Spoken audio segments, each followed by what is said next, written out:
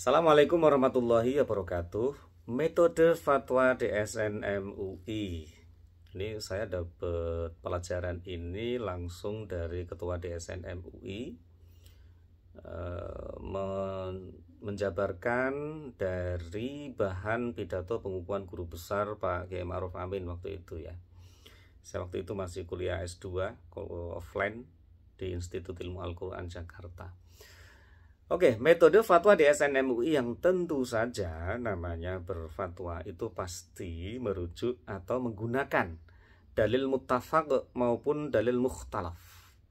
Dalil muttafaq itu ya Al-Quran, As-Sunnah atau hadis ya, ijma', qiyas.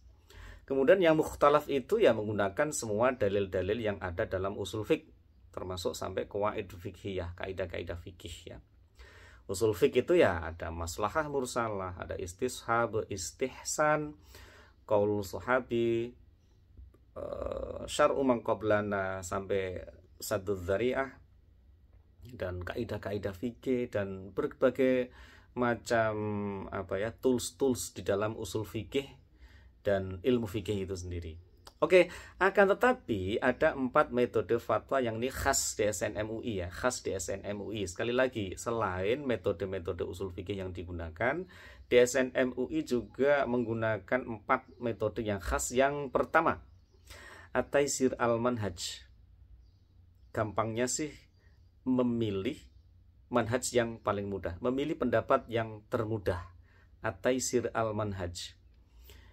Ya tentu saja kalau ada imam mazhab beda pendapat, yang enak kan kita nih tinggal milih pendapat dan kita menggunakan pendapat yang paling mudah aja.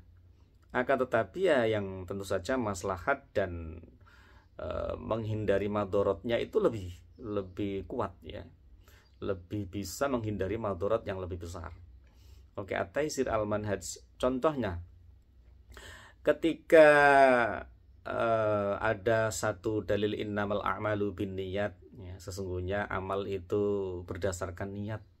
Ternyata kan imam mazhab beda pendapat ya. Mazhab yang pertama ada berapa imam mazhab itu? Ada 4 ya. Sebentar, mazhab Syafi'i, Maliki, Hambali 3 ya, 3 mazhab yang berpendapat bahwa annal ibrah fil uqud lil alfaz wal mabani la lil maqasid wal ma'ani, artinya sesungguhnya dalam menghukumi suatu transaksi itu berdasarkan pada lafaz dan alurnya. Lafaz ini termasuk istilah ya. Istilah yang digunakan, lafaz yang digunakan, dan alur yang digunakan bukan berdasarkan pada maksud dan maknanya. Ini kaidah pertama. Kemudian ada imam mazhab yang berbeda pendapat juga. Ada 3 imam mazhab juga. Yang pertama Hanafi, Syafi'i, sebagian Syafi'i dan sebagian Maliki. Annal ibrah fil uqud lil maqasid wal ma'ani la lil alfaz wal mabani. Sesungguhnya berhukum itu berdasarkan pada maksud dan maknanya, bukan berdasarkan pada lafaz dan alurnya. Ini kan kaidah yang dikotomi dan sengaja saling melawankan satu sama lain tuh. Saling bertolak belakang satu sama lain. Nah, DSN MUI pilih yang mana? Pilih dua-duanya. Ya, menggunakannya ya dalam kondisi yang tepat, menghindari mafsadat yang lebih besar dan dalam rangka kemaslahatan. Akan tetapi ketika saya pernah nanya secara langsung di satu forum offline, ada pimpinan DSN MUI di situ. Ya, kalau boleh saya sebut nama, ada Pak Kiai Hasanuddin, ada Prof Jaih, ada Pak Azharuddin Latif ya waktu itu di kampus IGI. Nah, beliau senyum-senyum menjawab, ya, DSN MUI dominan atau bahkan hampir semuanya menggunakan metode yang pertama ya, berhukum itu berdasarkan pada lafaz dan alurnya. Lafaz istilah yang digunakan dalam akad dan alurnya, bukan berdasarkan pada maksud dan maknanya. Nah, tapi DSN MUI juga sesekali menggunakan metode yang kedua. Sesekali. Dan bahkan di acara kumpul-kumpul DPS Indonesia 7 September 2023 lalu, Prof Jaih sempat bilang bahwa satu-satunya case yang menyebabkan DSN MUI menggunakan metode maqasid wal ma'ani atau lebih menggunakan metode berdasarkan maksud dan maknanya adalah ketika menghukumi titipan pada produk tabungan dan giro. titipan. Titipan kok dipakai, maka dihukumi sebagai utang piutang. Itu menurut beliau sih satu-satunya pendapat dari mazhab yang menggunakan maqasid wal ma'ani ketika berhukum, itu yang digunakan. Selebihnya menggunakan alfadz wal mabani. Nah, logika saya kenapa sih DSN MUI itu hampir semuanya berhukum itu berdasarkan pada lafadz dan alurnya, karena ini urusan legal. Karena kontrak legal ya. Kalau di lembaga keuangan syariah kan kesepakatan-kesepakatan kita antara nasabah dengan bank syariah, dengan lembaga keuangan syariah kan serba legal, artinya serba tertulis. Nah, lafadz yang dipilih dalam akad itu apa, itulah yang akan dijadikan sebagai penentu rujukan ya, akad yang digunakan itu apa gitu ya. Sehingga meskipun ada argumen kila wakola, kila wakila, katanya apapun argumennya, ya tentu akan kembali lagi kepada teks atau istilah akad yang digunakan dan disepakati ditandatangani para pihak itu apa. Oke, tentu saja ini dipilih dalam rangka ya memudahkan kita, akan tetapi tetap ada rujukannya gitu ya, tetap ada rujukannya ya DSN MUI ketika menentukan fatwa. Di berbagai fatwa sekarang kan ada 150 berapa ya? 156 fatwa ya kira-kira. Itu mayoritas ya menggunakan alfadz wal mabani, lafadz dan alurnya. Oke, At-Taisir Al-Manhaj ini salah satu contoh yang mudah lah, contoh yang mudah yang lain misalnya begini. Ya, kita sholat subuh itu udah mujma', ya 2 rakaat. Akan tetapi ada beda pendapat kan? Sholat subuhnya itu pakai kunut atau nggak pakai kunut? Ya sudah, pilih aja yang paling mudah. Nah, kalau yang tadi urusannya fikih muamalah, kalau ini fikih ritual ibadah, ya pilih aja pendapat yang termudah. Akan tetapi tentu saja kita harus siap dengan berbagai konsekuensinya. Kalau urusan nafsi-nafsi sholat, urusan diri sendiri sholat subuh pakai kunut atau tidak, ya terserahlah, merujuk pada ustadz masing-masing. Akan tetapi kalau ini suatu transaksi di lembaga keuangan syariah yang melibatkan para pihak, tentu saja kita ikut pendapatnya DSN MUI. Meskipun di luaran sana itu ada banyak ustadz Dr. LCMA yang mungkin saja, bahkan nyatanya banyak yang berbeda pendapat dengan DSN MUI.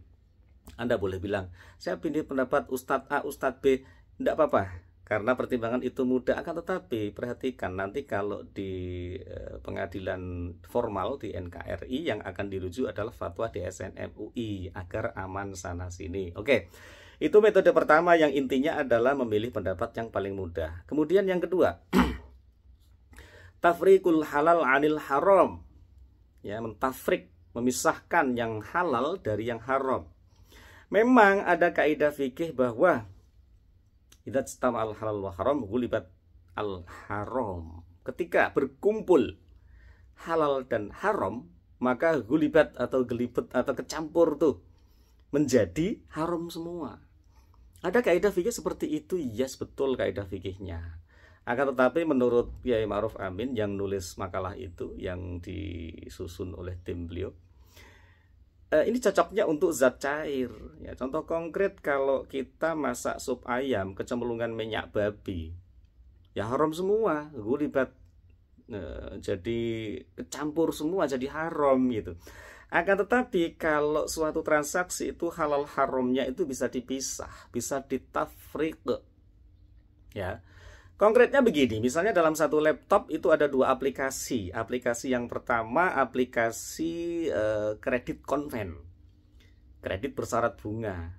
Aplikasi yang kedua aplikasi syariah, pembiayaan dengan akad-akad dagang yang masuk akal, yang memenuhi rukun dan syarat. Di dalam satu laptop, di dalam satu gadget, satu HP itu ada 2 aplikasi. Nah, ketika kita melakukan transaksi menggunakan aplikasi yang bank konven misalnya, ya hukumnya jadi haram gitu. Tapi kalau kita melakukan transaksi dengan melalui aplikasi jalur syariah, ya hukumnya jadi halal ya. Dalam satu aplikasi tinggal klik-klik gitu ya, yang satu aplikasi halal dan haram itu bisa dipisah. Nah, pemisahannya berdasarkan apa? Ya tentu saja aplikasi teknologinya sudah berbeda, jalurnya sudah berbeda, postingannya berbeda, akuntansinya sudah berbeda, jalurnya debit kreditnya sudah beda, istilah chart of account atau akun-akun di akuntansinya sudah berbeda. Contoh yang lain lagi, yang best practice apa ya, kalau misalnya ada lembaga keuangan konven punya anak usaha syariah, dalam satu atap jualan konven ya jualan syariah, contohnya sama ya, tidak apa-apa lah, untuk menegaskan lagi bahwa ketika kita di satu kantor itu jualan konven dan jualan syariah, itu hartanya itu loh nggak dikatakan kecampur jadi kesenggol haram semua, enggak ya, tergantung dari transaksi yang kita pilih. Begitu juga nih mesin ATM, ada mesin ATM saya sebut ya, Bank Mandiri. Saya sering tuh ngambil duit dari mesin Bank Mandiri tuh, karena Bank Mandiri kan satu grup sama BSI ya. Saya pakai kartu ATM BSI, Bank Syariah Indonesia.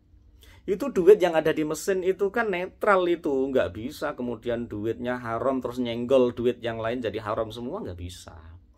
Ditafriknya adalah berdasarkan kartu yang kita colok itu apa. Kalau kita menggunakan kartu ATM BSI berarti kita sedang melakukan transaksi halal, transfer juga saldonya kan. Nah tapi kalau kita menggunakan kartu Bank Mandiri Konven ya berarti menurut fatwa MUI, fatwa DSN MUI, transaksinya jadi haram.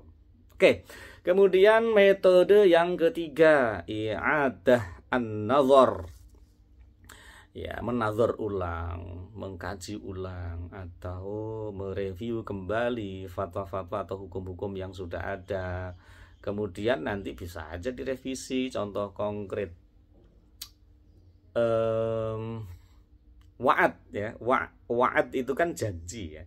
Fatwa di DSN MUI yang lama tentang janji, wa'ad itu hukumnya tidak mengikat, tidak mulzim ya, fatwa yang lama tuh. Tapi fatwa yang baru, fatwa 85 menyatakan bahwa wa'ad atau janji itu mulzim, ketika dikaitkan dengan syarat dan syarat itu sudah terjadi, dilakukan.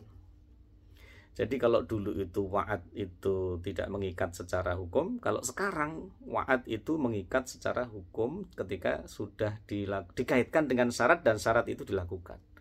Maka hukumnya mengikat, mulzim kan mengikat tuh. Akad yang mengikat, mulzim. Oke, contoh berikutnya, jumhur ulama dulu itu tidak sepakat, atau gini, jumhur ulama sepakat bahwa ujroh dalam kafalah atau jaminan itu ya haram. Nah kemudian ada satu pendapat yang menyatakan ujroh dalam kafalah itu halal ya, kafalah bil ujroh, ujrohnya itu halal. Nah itu kalau dulu katakanlah berpendapatnya adalah ujroh dalam kafalah itu haram, sekarang pendapatnya berbeda. Itu ada beberapa yang lain juga ya di fatwa DSN MUI itu. Revenue sharing sekarang diubah menjadi net revenue sharing, di fatwanya itu langsung diubah tuh. Nah yang terakhir, yang paling hangat ini kalau di kalangan praktisi, potongan pelunasan dipercepat itu dulu tidak boleh dijanjikan. Kalau sekarang DSN MUI memaksa lembaga keuangan syariah untuk memberikan potongan pelunasan dipercepat yang itu dituangkan di dalam berkas yang dipahami oleh nasabah. Ini kalimatnya harus begitu. Ini mengakomodir sebagai jalan tengah ya kalimatnya ya. Karena begini, kalau dulu potongan pelunasan dipercepat di pembiayaan itu tidak boleh dijanjikan kan, karena itu termasuk bay al-gharar ya, jual beli yang masih ada alternatif banyak harga, kan haram. Nah akan tetapi fatwa yang terbaru ini kan lembaga keuangan syariah itu dipaksa untuk memberikan potongan pelunasan dipercepat, dan itu diberitahukan sejak awal. Akan tetapi uniknya pemberitahuannya itu jangan diakad, tapi di berkas lain. Jangan diakad. Kalau di dalam akad ya tetap aja akan kena hukum haram. Di berkas lain yang merupakan satu kesatuan dari akad. Tapi di berkas lain jangan diakad ya. Jadinya di wa'ad. Nah, yang nanti kena hukum mu'adah yang hukumnya mulzim. Mulzim mengikat, bukan akad tapi mengikat. Oke, itu contoh-contoh dari i'adah an-nazar. Contoh i'adah an-nazar tadi mengkaji ulang hukum-hukum yang lama untuk kemudian menyusun atau menyimpulkan, menetapkan hukum yang baru. Metode yang keempat itu tahqiqul manatu. Nah, ini yang paling populer, tahqiqul manat yang paling populer. Ketika ada hadis sahih yang menyatakan bahwa emas ditukar emas itu tidak boleh tidak tunai, tidak boleh tidak tunai. Akan tetapi ketika setelah dilakukan tahqiqul manat, kenapa sih Nabi zaman dulu itu mengharamkan emas ditukar tidak tunai? Karena ya, ini kesimpulan aja ya, kesimpulannya. Karena zaman Nabi alat tukarnya itu emas. Emas itu alat tukar, uang yang sah digunakan untuk pertukaran.